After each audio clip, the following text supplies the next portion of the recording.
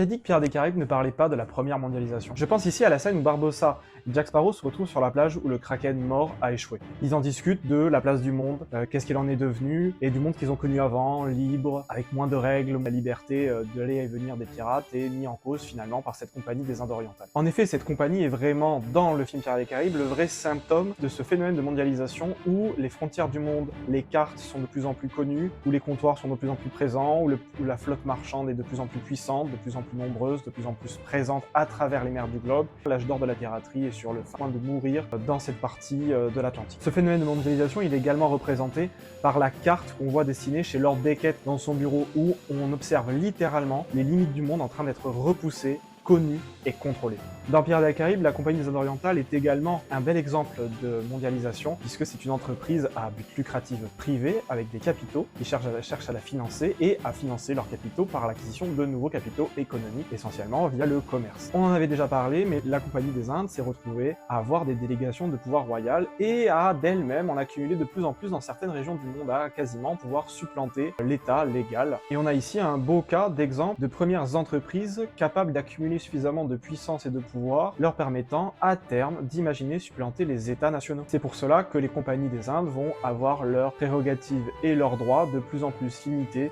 par les pouvoirs centraux monarchiques à partir du Xe siècle.